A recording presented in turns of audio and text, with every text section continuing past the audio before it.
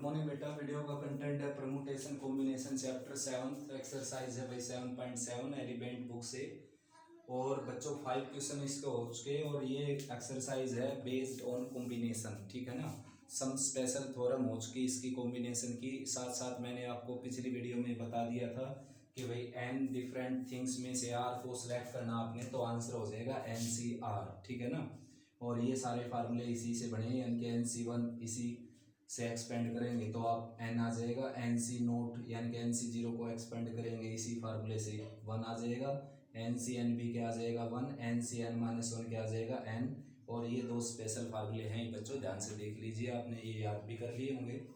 तो 5 क्वेश्चन हो चुके बच्चों, 6 स्टार्ट करते हैं, ठीक है ना।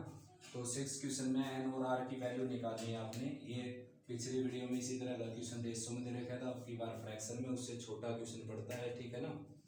तो इसको ब्रेक कर देते हैं। देखो n factorial, n minus R factorial और साथ में r फैक्टोरियल। और इसको ब्रेक करने के बाद मैं इंटरचेंज कर देता हूँ, ठीक है ना। तो इसके लोअर पार्ट में क्या आया था, देखो इसके लोअर पार्ट में आया था बच्चों n minus R minus 1 factorial और साथ में r प्लस 1 फैक्टोरियल, जो मैंने अपर पार्ट में लिख दिया। और जो अपर पार्ट में आया था वो लोअर पार्ट में लिख दिया। राइट में है 1/2, ये इससे कैंसिल भी हो गया। अब इसको ब्रेक कर देंगे हम। देखो r प्लस 1 को ब्रेक करेंगे, ये बिल्कुल ही जैसा है, लाइक टर्म है दोनों, बड़े को आपने ब्रेक करना है और ये ही जैसा है। तो पहले r प्लस 1 को ब्रेक कर देता हूँ, एक बार एच डी लिखना, फिर 1 माइनस करके रोक देना, इस जैसा बन जाए तभी। बाई चांस ये r माइनस 1 होता तो एक बार एक और माइनस करके r माइनस 1 फैक्टोरियल पर रोकता मैं इसको, अभी यहाँ पर रोक दिया। ये अपर पार्ट में है n minus R minus 1 factorial और लोअर पार्ट में है n माइनस आर और साथ में n minus R minus 1 factorial.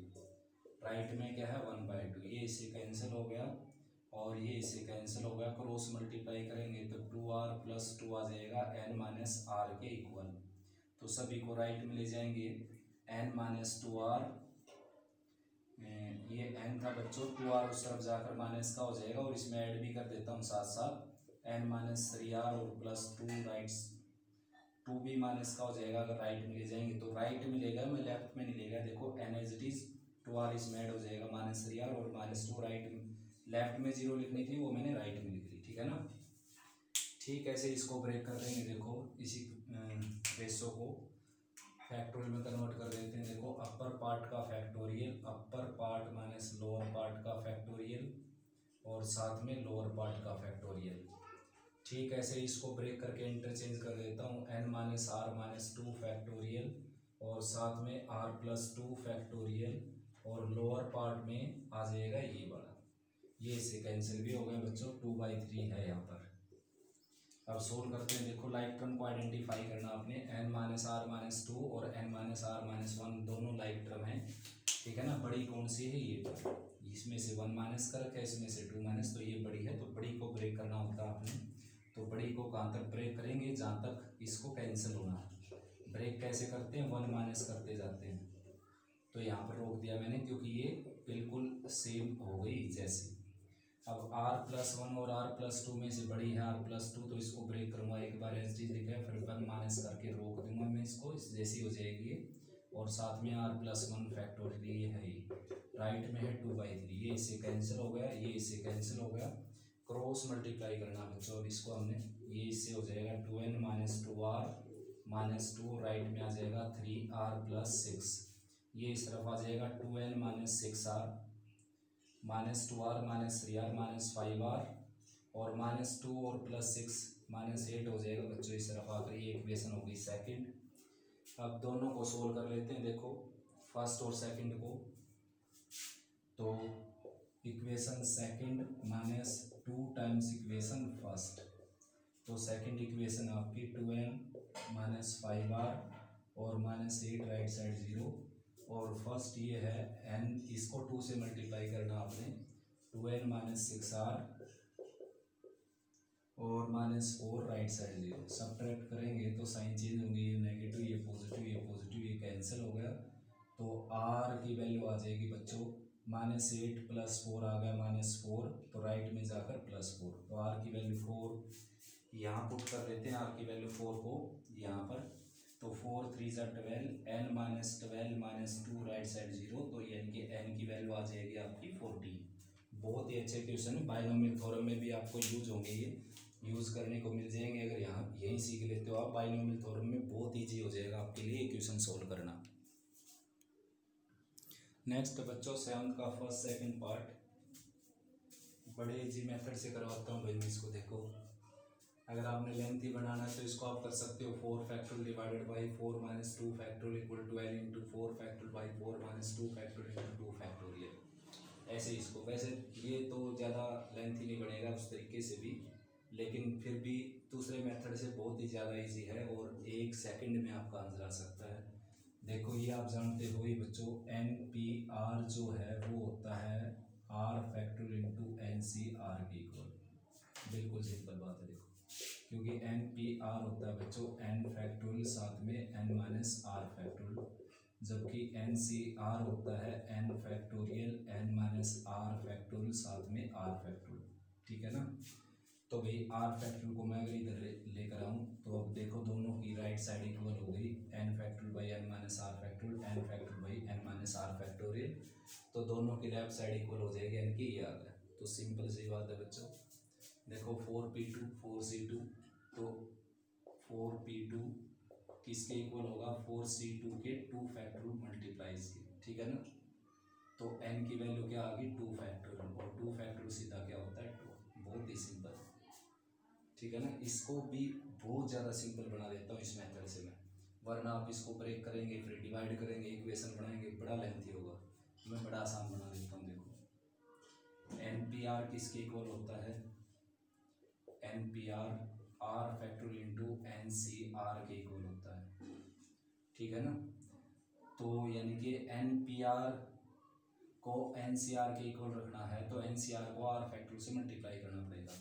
तो इसका मतलब देखिए एन पी आर के यहाँ पर 13 20 और एन सी आर के है 2 20, तो यहाँ पर आर फैक्टोरियल से मल्टीप्लाई करना पड़ेगा। ये कैंसिल हो गया 6 पर, और 6 को लिखते हैं 3 फैक्टोरियल, तो कंपेयरिंग से आर की वैल्यू क्या आ जाएगी आपकी 3। ठीक है ना।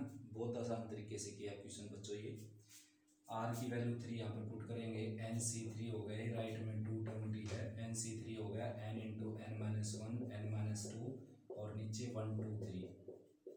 इसको भी आसान तरीके से करवाऊंगा मैं कंपेयरिंग से। ये 6 राइट में चला जाएगा, मल्टीप्लाई हो जाएगा, तो n into N minus 1 N minus 2 और राइट में आ जाएगा 11 इंटू 20 इंटू 6। तो फैक्टर बनाने भाई मैंने इसके 3, तो 20 को लिख दिया 10 इंटू 2 और फैक्टर 3 हो गए बच्चों। देखो कंपेयरिंग लगाएंगे, बड़ा आसान तरीका है बच्चों। इस क्वेश्चन को मैंने बड़े आसान तरीके से करवा। देखो कंपेयरिंग में फिर से मैं बताना चाहूँगा आपको कि 3 कंडीशन पूरी करवानी होती है क्वेश्चन से। सबसे पहले नंबर ऑफ फैक्टर इधर, नंबर ऑफ फैक्टर उधर are same equal in number, यानी कि 3 फैक्टर इधर 3 उधर, वरना मैं इसके और भी ज़्यादा फैक्टर बना सकता था, कम भी बना सकता था। ठीक है ना। इसके तो डिसेंडिंग ऑर्डर में इधर, डिसेंडिंग ऑर्डर में इधर, 1 1 का डिफरेंस इधर, 1 1 का डिफरेंस इधर। ठीक है ना। आप कंपेयरिंग कर सकते हो, पहले प्लेस को पहले के इक्वल रखो, एन की वैल्यू 12 आ जाएगी, दूसरे को दूसरे के इक्वल रखो, एन की वैल्यू 12 आनी है, तीसरे को तीसरे के इक्वल रखो, एन की वैल्यू 12 आनी है, यानी कि हर हाल में एन की वैल्यू क्या आनी है 12। तो बड़े आसान तरीके से क्वेश्चन हो गया भाई आपका ये।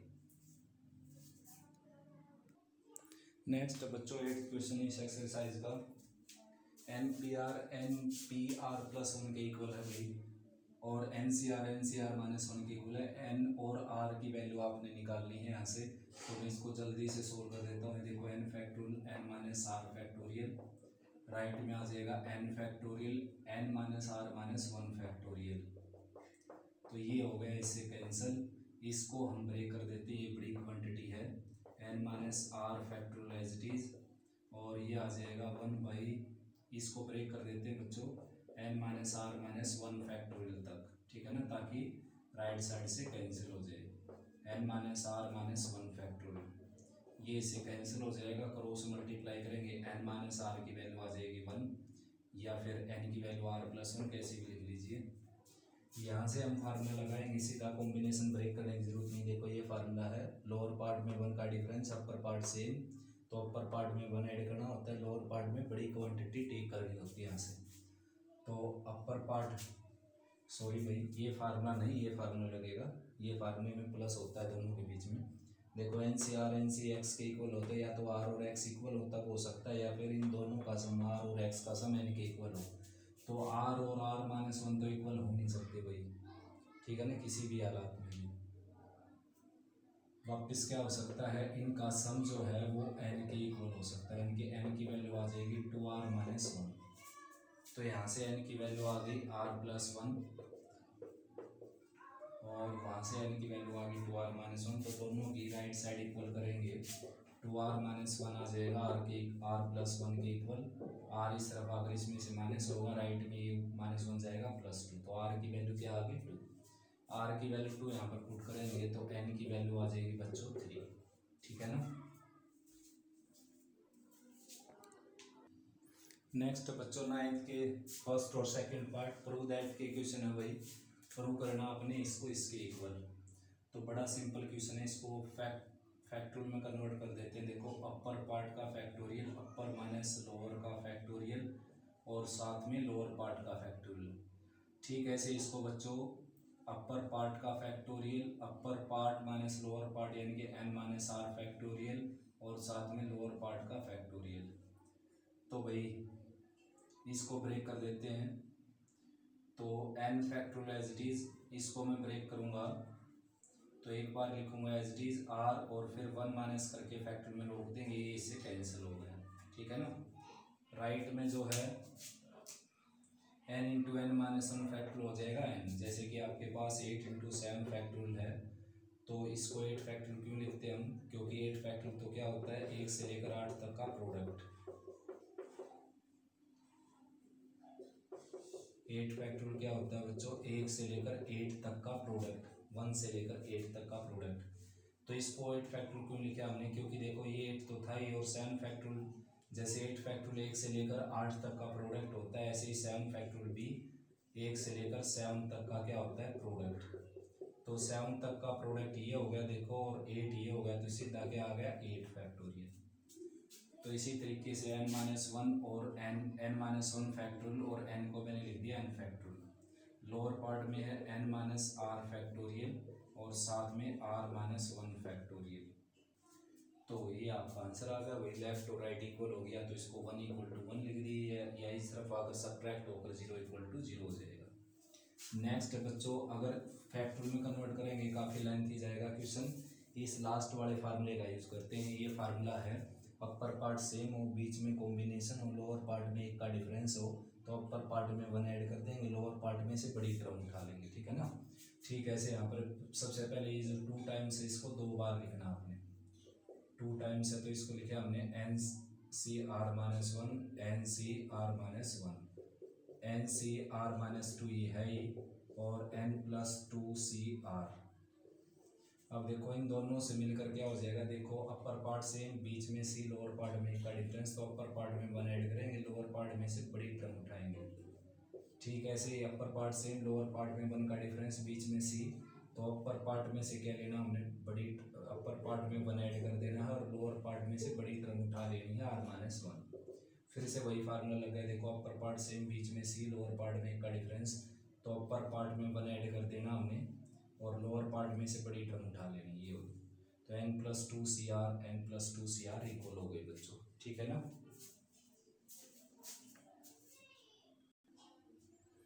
नेक्स्ट बच्चों 10th का एक ही पार्ट है ये, तो इसको प्रूव करना भाई आपने, आर की वैल्यू 1 और n के बीच में है, लेफ्ट राइट को इक्वल बनाना है आपने। तो ये एज इट इज, इसको मैं ब्रेक कर देता हूँ फैक्टोरियल में, n minus 1 factorial, lower part में r माइनस 1 फैक्टोरियल, साथ में अपर माइनस लोअर यानी कि n माइनस r फैक्टोरियल, और राइट में n minus r plus 1 as it is, इसको लिखेंगे n फैक्टोरियल, और लोअर पार्ट में upper part minus lower part का फैक्टोरियल, और साथ में लोअर पार्ट का फैक्टोरियल। तो बच्चों ये इससे कैंसिल हो गया, और इसको आप लिख सकते हो n factorial, n minus R factorial as it is, right में n minus R plus 1 as it is बच्चों, साथ में n factorial as it is को ब्रेक करेंगे हम, एक बार लिखेंगे एज इट इज, फिर 1 माइनस करेंगे तो n माइनस आर फैक्टोरियल, ये इससे कैंसिल हो गया, ये इससे कैंसिल हो गया, ये इससे कैंसिल हो गया, 1 इक्वल टू क्या हो गया 1, ठीक है ना। तो भाई ये था आपका 10th क्वेश्चन। नेक्स्ट बच्चों 11th क्वेश्चन, लेफ्ट राइट को आपने इक्वल प्रूव करना बेटा। तो कॉम्बिनेशन ब्रेक कर देते हैं फैक्टोरियल में। देखो अपर पार्ट का फैक्टोरियल अपर माइनस लोअर का फैक्टोरियल, साथ में लोअर पार्ट का फैक्टोरियल, अपर माइनस लोअर यानी कि n फैक्टोरियल। तो भाई करना क्या है, देखो इसके लोअर पार्ट में n फैक्टोरियल यहाँ पर केवल n फैक्टोरियल है, तो क्या करेंगे n फैक्टोरियल से मल्टीप्लाई डिवाइड कर देते हैं इसको, ठीक है ना। ये as it is 1 3 5 7 and so on 2n minus 1।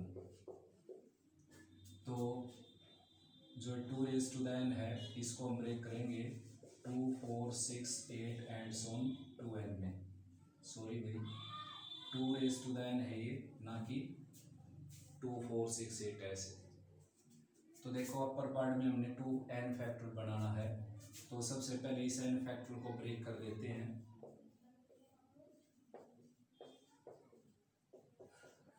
n factorial हो जाएगा बच्चों 1 2 3 4 5 अप टू n तक, और ये अपने पास है 1 3 5 7 9 and so on 2n minus 1। Lower part में क्या है n फैक्टोरियल, n फैक्टोरियल से मल्टीप्लाई डिवाइड किया था, वही डबल n फैक्टोरियल अपने पास, और यहाँ पर 2 की पावर n। तो बच्चों क्या करेंगे, 1 2 से इसको मल्टीप्लाई कर देंगे, 1 2 से इसको, 1 2 से इसको, यानी कि सारे के सारे 2 एडजस्ट हो जाएंगे इस तरीके से, और 1 3 5 7 9 ये है ये आपके पास 2n माइनस 1 तक, ठीक है ना। और लोअर पार्ट में n factorial into n factorial. अब क्या करेंगे, देखो सारा का सारा प्रोडक्ट में ये, तो 1 के साथ लिख देता हूँ 2, फिर 3, उसके साथ 4, फिर 5, फिर 6, फिर 7 एंड सो ऑन, इस तरीके से 2n माइनस 9, लास्ट में क्या आ जाएगा 2n, और लोअर पार्ट ये है ये n फैक्टोरियल ये राइट साइड है बच्चों, लेफ्ट साइड में लिखता नहीं यहाँ पर, ठीक है ना। तो ये अब राइट साइड में अपर पार्ट में क्या बन जाएगा 2n फैक्टोरियल, और लोअर पार्ट में n factorial into n factorial, तो ये आपकी लेफ्ट साइड राइट के इक्वल हो जाएगी। नेक्स्ट है बेटा 12th question, prove that product of r consecutive positive integer is divisible by r factorial. Most important question है भाई, ठीक है ना। इसका मीनिंग समझा देता हूँ आपको। ये कहना चाहता है कि अगर आपके पास कंसेप्टिव टर्म का प्रोडक्ट है, कंसेप्टिव पॉजिटिव इंटीजर का प्रोडक्ट है, तो जितने भी टर्म का प्रोडक्ट है उतने ही फैक्टोरियल से वो डिवाइड जरूर होगा। जैसे कि 3 फैक्टोरियल से कौन कौन डिवाइड होगा, जैसे सबसे पहले तो 1 फैक्टोरियल से कौन डिवाइड होगा, डिविजिबल बाई 1 फैक्टोरियल, यानी कि 1 हो जाएगा। एक टर्म का प्रोडक्ट तो एक ही है, 2 3 4 5 6 7 कुछ भी लगा लो, सारे 1 फैक्टोरियल से डिवाइड हो जाएंगे। तो बात शुरू करते हैं 2 फैक्टोरियल से। तो 2 फैक्टोरियल से कौन कौन डिवाइड होंगे ये देखना बच्चों ने। तो क्या है कि 2 टर्म का प्रोडक्ट जो सारा होगा वो 2 फैक्टोरियल से डिवाइड जरूर हो जाएगा। जैसे कि 1 इंटू 2, 2 इंटू 3, 100 इंटू 101, 4 इंटू 5 और 1000 इंटू 1001। मेरा कहने का मीनिंग ये है बच्चों कि वो जो डिवाइड करना है वो जरूरी नहीं कि 1 से स्टार्ट होगा। इसने कहा है कि कोई भी 2 कॉन्सेप्टिव टर्म का प्रोडक्ट हो, इतना भी, जैसे 99 100 85 86, कोई भी 2 कॉन्सेप्टिव टर्म का प्रोडक्ट हो, वो 2 फैक्टोरियल से 100% डिवाइड हो जाएगा, ठीक है ना। ठीक ऐसे ही डिविजिबल बाई 3 फैक्टोरियल, यानी कि 3 टर्म का जो प्रोडक्ट होगा, जैसे कि ये है 3 टर्म का प्रोडक्ट, ये है जैसे 3 टर्म का प्रोडक्ट, ये है जैसे 3 टर्म का प्रोडक्ट, ठीक है ना। ये है जैसे 3 टर्म का प्रोडक्ट, ये है जैसे 3 टर्म का प्रोडक्ट, तो ये 3 फैक्टोरियल से डिवाइड जरूर होगा बच्चों, ठीक है ना। ऐसे ही 4 टर्म का प्रोडक्ट 4 फैक्टोरियल से डिवाइड होगा, 5 टर्म का प्रोडक्ट 5 टर्म से 5 फैक्टोरियल से डिवाइड होगा।